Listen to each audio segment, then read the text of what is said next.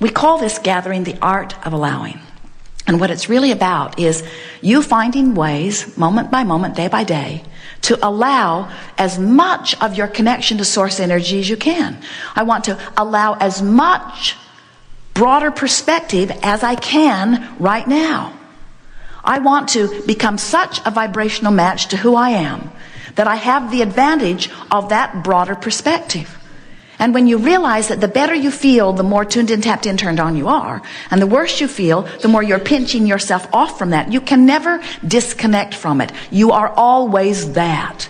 But you can tell by the way you feel how much of that broader perspective you are allowing. We know that there are many things that you are wanting. Sometimes you want to improve the conditions of your own physical life experience. We want that for you. We want you to be able to achieve manifestation of all kinds.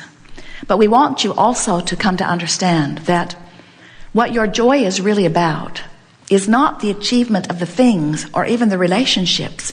It's the closing of that gap. It's the letting yourself be that which you have become. You are powerful, creative geniuses that came forth into this experience for the joy of the expansion, not because expansion needed to happen. You knew it was a given. There really is not a reason in the world for one more painting or one more piece of music to be written or one more anything. There's not a reason for anything in terms of the necessity of it other than, oh, you're having a hard time with that one, aren't you?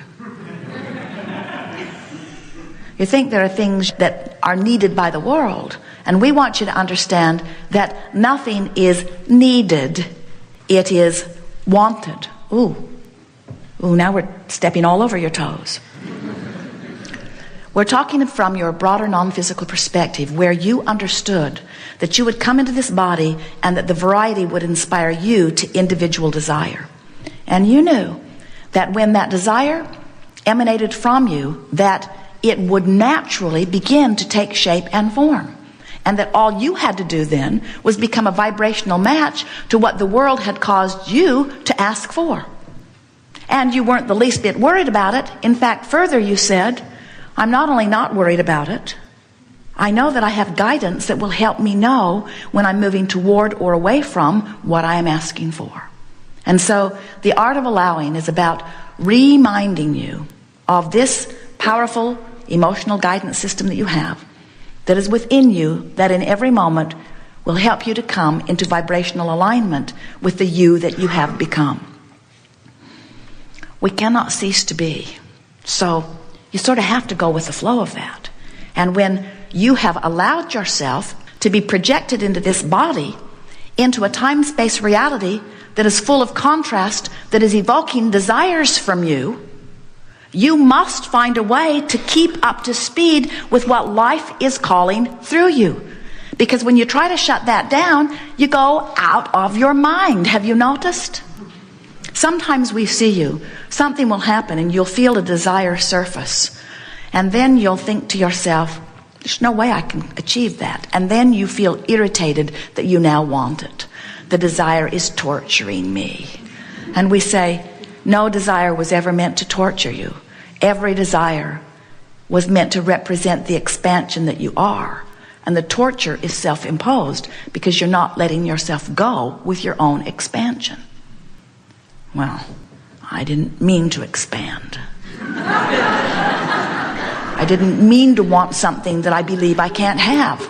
And we say, can you hear the power of those words? I didn't mean to want something that I don't believe I can achieve. And we say the art of allowing is on working on the believing part of it, because there is not anything that you cannot achieve. If this time-space reality has given you the data to cause the desire to be born within you, that larger part of you, the vibrational part of you, has become it. And we promise you, you can catch up with it. You cannot want something without the resources in this universe being infinitely available to help you achieve it. Infinitely available. Do you know whenever you want something, there are 20 or 30 or 40 or 50 or 60 very close to you avenues that are perched, ready to yield you a path? But you don't want the gradual path. You want the quantum leap.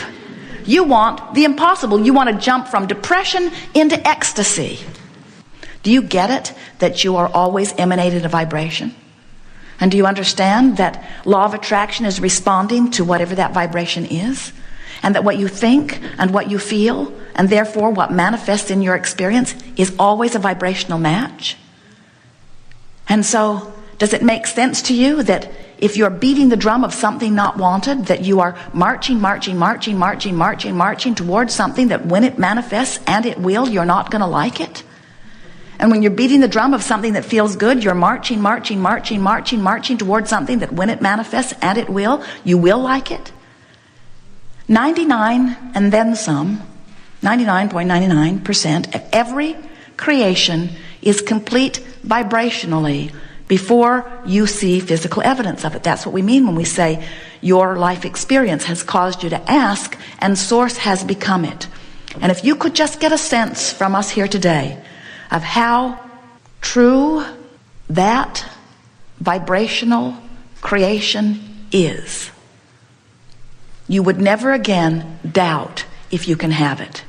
You just start pointing yourself in the direction of it and keep going till you got there. And if you knew that, you'd go steadily and you'd get there fast. As Jerry and Esther travel from Phoenix to San Diego, it's easy. 400 miles point west, keep going, not long. Quantifiable. They never, ever get halfway, Yuma, and freak out because they're not in San Diego, and then get all disoriented and turn around and go back to Phoenix. It never happens. Phoenix, Yuma, Phoenix, Yuma, Phoenix, Yuma, Phoenix, Yuma, Phoenix, Yuma. How far did they say it was? We've got 25,000 miles on the car and we're not there yet. They never get halfway out there and then announce that San Diego is an impossible dream, or that it is incurable, or that it is only there for others and not for them, or that they weren't born into the right star or to the right parents. They never, ever, ever, ever feel that way about that quantifiable journey. And we want you to understand that in exactly the same way, there is no place that you cannot get from where you are. But we see you. You're sick, feeling hopeful, on your way to recovery. Take another test and turn around and go back to Phoenix. And so you are making progress, but then you go back, and you make progress, but then you go back, and you make progress, and then you go back. If you begin to understand that your work is to make it an emotional journey, let your journey to your financial fortune be an emotional journey, not an action journey. So how does that play out? Well, that plays out that you imagine it and you pretend it and you feel good about it, or you even hope it. But you just can't keep saying it's not working, it's not working, it's not working, it's not working without turning around and going in the opposite direction. You've got to find a way to keep pointed in the right direction. And your emotions are that indicator. So in every moment, you've got two emotions. One feels one way and one feels slightly better. In other words, one feels good, one feels bad. If you will look at it in that way. Sometimes people will say, Abraham, I can't tell the difference on this. And we say, then keep focusing upon it until it becomes strong enough that you can feel it. Your emotions will always give you guidance. And when you decide to let yourself be guided by your emotion, now you quantify your journey. And now, people who are watching you, who haven't caught on to what your magic is, will notice that things are manifesting faster for you. But what they will notice first is, you seem irrationally joyful anyway. How's it going? They'll say, great. You say, oh, did you get that job? No. It's coming. Why are you so happy? Because it's coming. No, really, seriously. Why are you so happy? Because it's coming. Well, did someone call you? No. Did you get the second interview? No. Why are you so happy? Because it's coming. Well, how do you know that it's coming? That's the big question. How do you know it's coming when the physical evidence is to the contrary? How do you know? I know law of attraction, and I know how I've been feeling, and I know that there's not a shred of evidence to the contrary of it. I know that when I feel this way, things are moving in the direction. I've been here before. I felt this way that one other time, and it panned out well. In other words, You can let loose of all of the evidence that is to the contrary when you know the law. And the law says that that which is likened to itself is drawn. And what it means is the vibration that you are emanating is being matched, and the evidence is soon to follow. You live in this wonderful environment where there is a buffer of time. And that buffer of time says it's not going to manifest in the first moment you thought it. And friends, that's a very, very good thing. Because until you get really good at directing thought, you don't want every thought that you think to manifest. But from a non-physical standpoint, in the stability of source, from the perspective where worlds are created, when you, leading edge genius, worthy person, out here on the leading edge of your experience, live something which causes you to delicately, infinitely, specifically identify something that you would prefer for you, source says you ought to know, consider it done, and becomes a perfect vibrational match to it, and in that moment calls you to it. And when you hear the call, even if it's rage, you're moving in the right direction. Nothing is more important than the way you feel. And if we were standing in your physical shoes, our mantra would be, nothing is more important than that I feel good. But then we would modify that by saying, nothing is more important than that I feel good. And today, from where I stand, I'm going to do the best job I can of finding the best feeling thought that I can find from where I am. Not the best thought I've ever thought. Not the best feeling thought I've ever found. Not the best thought anybody has ever thought.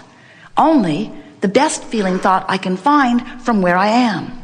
And as you care about that and you find an improved thought, you'll find another and another and another. And as you do it on one subject, you'll be able to do it on another and another and another and another. And the more you do it, subject after subject, the more you clean up your vibration until you become so expectant of good things to come to you. You know people like that, don't you? They offer a thought with calm and ease. They don't struggle about it. They don't work nearly hard enough in your estimation. And things just go their way. How can that be? Because there's no contradiction in their vibration.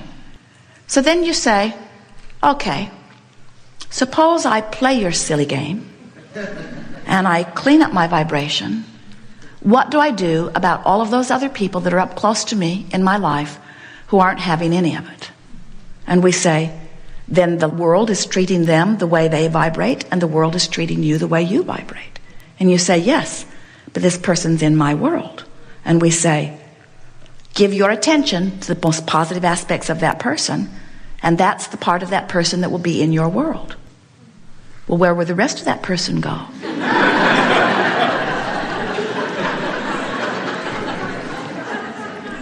The rest of that person will rendezvous with ornery toads at work, people who flip each other off in traffic. You get to the point where you begin to recognize that everything that comes to you is coming in response to something that you're doing. Do you know that there are diseases that are vibrational matches to fear, and there are diseases that are vibrational matches to frustration? And we got to tell you, you want this one, not this one. Do you know that there are traffic accidents that are vibrational matches to despair and total disempowerment? And there are traffic accidents that are matches to frustration. And there are traffic accidents that are matching anger. And there are the absence of traffic accidents that match appreciation. In other words, everything that comes to you matches where your average vibration is on those subjects. See how it works? Everything that comes to you is evidence of your vibration. So, the first thing we want to say to you is, if you begin to pay attention to the way you feel, you will have pre-manifestational awareness.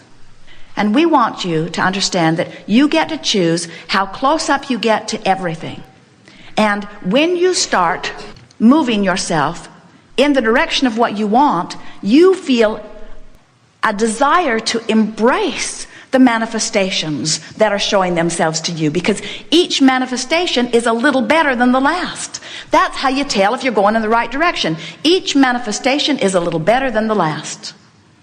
Good. We think you've got that.